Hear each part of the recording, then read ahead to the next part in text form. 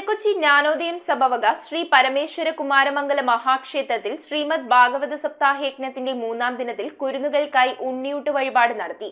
യജ്ഞാചാര്യൻ തണ്ണീർമുക്കം സന്തോഷ് കുമാറിന്റെ നേതൃത്വത്തിലാണ് ക്ഷേത്രത്തിൽ ഭാഗവത സപ്താഹയജ്ഞം നടക്കുന്നത്.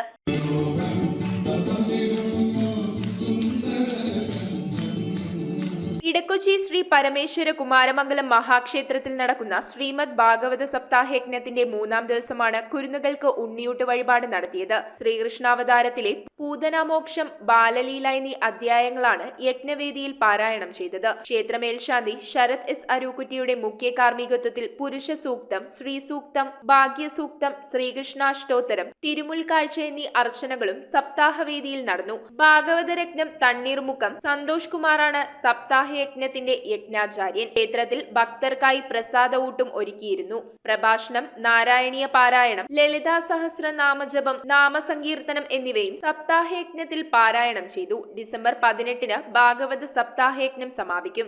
ശ്രീമദ് ഭാഗവത സപ്താഹ ജ്ഞാനയജ്ഞത്തിന്റെ 3-ാം ദിവസമായ ഇന്ന് ഭഗവാന്റെ തിരു അവതാരമാണ് ആഘോഷിക്കപ്പെട്ടത്.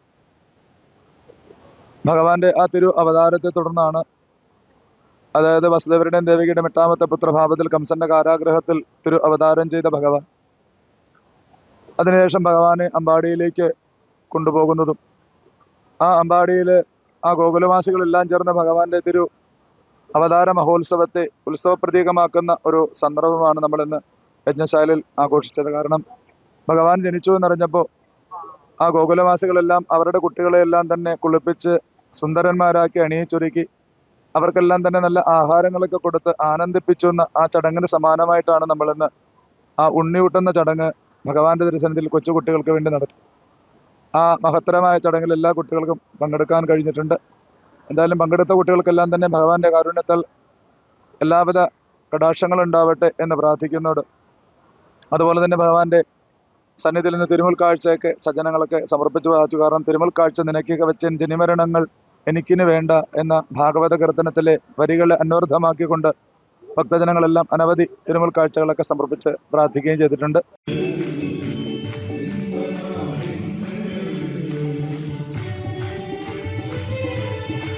News bureau, Kochi. ഓം നമോ ഭഗവതേ വാസുദേവായ ധന്വന്തരയേ അമൃതകലശഹസ്തായ സർവാമയ വിനാശനായ ത്രൈലോക്യനാഥായ മഹാവിഷ്ണവേ നമഃ.